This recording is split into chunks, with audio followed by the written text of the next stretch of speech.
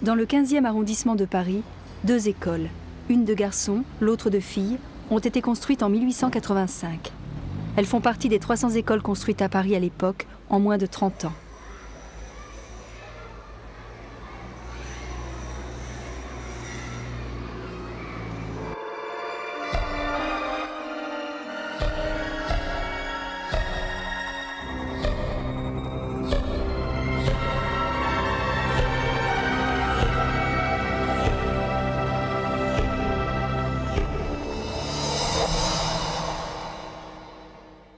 Jules Ferry a été l'artisan d'une des grandes lois de la Troisième République, celle de l'école laïque, votée en 1883.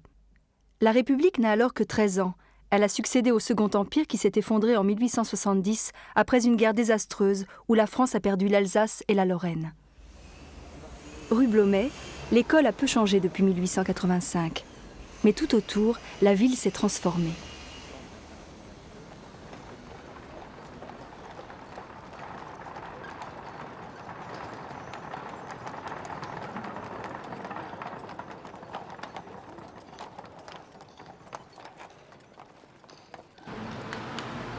Rue des Volontaires, envahie aujourd'hui par les voitures, on aperçoit l'angle de l'école de la rue Blomet et plus loin l'ancienne école des filles.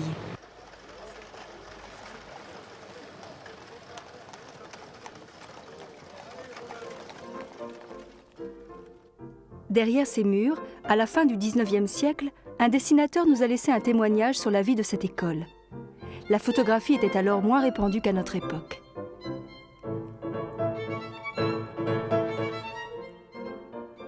Au temps de Jules Ferry, un buste de Marianne ornait un mur de ce préau. Marianne est l'image de la République. Elle est la seule autorisée dans une école laïque parce qu'elle symbolise tous les citoyens français, quelle que soit leur religion.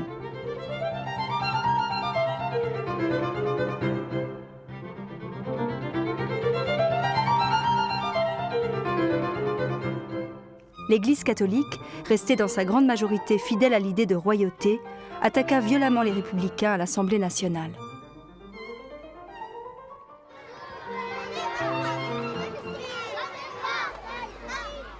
Cette cour de récréation a peu changé, mais les enfants, si. Ils portaient tous la même blouse, pour protéger leurs vêtements bien sûr, mais aussi pour renforcer l'égalité entre eux, quelle que soit la richesse de leurs parents.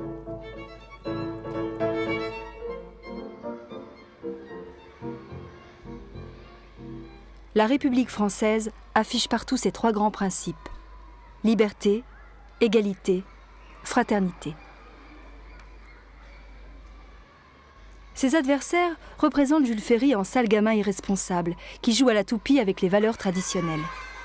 Lui pense au contraire que l'école est le lieu où l'on peut devenir un bon citoyen dans son esprit et dans son corps. Signe de sécurité, on ne saute pas d'en haut. D'accord ? On redescend comme on est monté. S'il reste du temps, on peut remonter une deuxième fois, tant qu'il reste du temps. La France est le seul pays au monde qui a une école laïque. Depuis l'époque de Jules Ferry, l'école a changé, mais aussi le monde qui l'entoure. Pas un seul crayon à papier. Parce que l'année dernière, on m'a piqué tous les crayons à papier.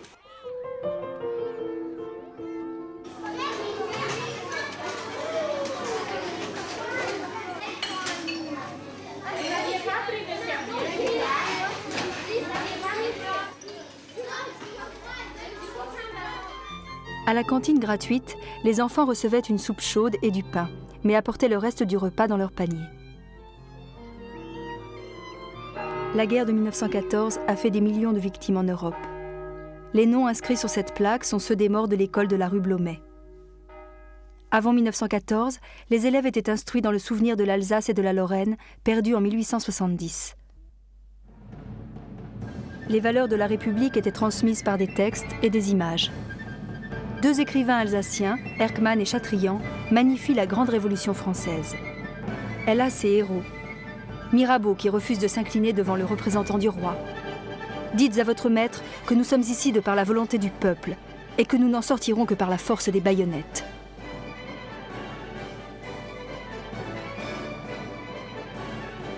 Un jeune tambour, une main coupée par un sabre, bat encore la charge de sa main valide.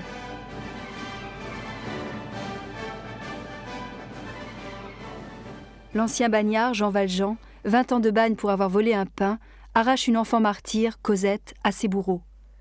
Il s'agit là de 2 figures exemplaires du grand poète du siècle, Victor Hugo.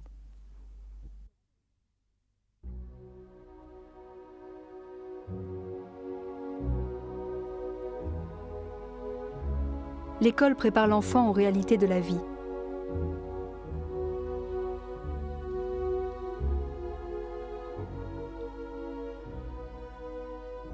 On le persuade de la grandeur de sa nation. La France est un grand pays de progrès.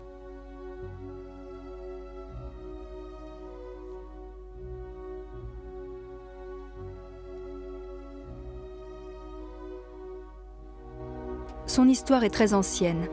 Elle a un grand empire colonial. Tous les matins, en entrant en classe, on voyait une grande carte où la moitié du monde était française, l'autre moitié anglaise, ce qui fait qu'on était assuré d'être dans vraiment des privilégiés. De l'esprit de l'école de Jules Ferry, d'anciens maîtres et élèves continuent à témoigner. Je me souviens bien, les élèves du cours complémentaire venaient s'aligner dans ce secteur. Ils étaient en blouse de travail, en bleu de travail plus exactement, et ils devaient donc apporter leur mallette d'outils, hein, et surtout bien entretenir les outils qu'on leur prêtait. Et à l'intérieur, donc, il y avait l'atelier fer, qui était auparavant un atelier de forge. J'étais à l'école communale du cours préparatoire au cours moyen 2e année de 1968 à 1973. Moi, je me rappelle de mon institutrice que j'ai eue en CM1 et CM2. Je me rappelle d'une anecdote. J'avais eu, donc en CM2, pour l'entrée en 6e, on avait fait un concours blanc et j'avais eu 17,5 en mathématiques. La meilleure note de la classe, et évidemment, j'avais fait la très fière, ouais, c'est moi la meilleure, et vous voyez, ce que j'ai fait est formidable, et tout ça. Et j'ai gardé toujours en mémoire, enfin, je l'ai perdue de vue, cette note, et je l'ai gardée en mémoire le jour du bac. Parce que je ne vous dis pas la note que j'ai eue en mathématiques au bac. L'institutrice m'avait dit, tu sais Florence, il ne faut pas être fière d'une note, il faut être fière toute l'année. J'étais à l'école communale de 1933 à 1939. Où j'ai passé le certificat d'études et le concours des bourses. À cette époque, l'école communale était le lieu où tout le monde se formait et quittait souvent définitivement les études, après le certificat d'études. L'instituteur, dont j'ai des souvenirs très nets, était pour nous un dieu, pas que pour nous. Dans la rue, tout le monde se décoiffait devant lui. L'institution était respectée, à mon avis, beaucoup plus qu'aujourd'hui. Et cet instituteur nous avait convaincus qu'il fallait apprendre, travailler, payer les bêtises qu'on faisait. La discipline était sévère mais acceptée. Et surtout donner l'amour du travail très bien fait. Comme par le passé, cette institutrice aime le travail bien fait. Mais ce mot a sans doute moins aujourd'hui le sens d'autorité absolue qu'il en avait au début de l'école laïque, quand tout était à inventer. Jules Ferry se rendait dans les écoles pour encourager les jeunes instituteurs sur lesquels reposait son école nouvelle. Avec la République, on se marie devant monsieur le maire. Et ensuite, on est libre d'aller ou de ne pas aller à l'église. C'est compris? Oui. Oui.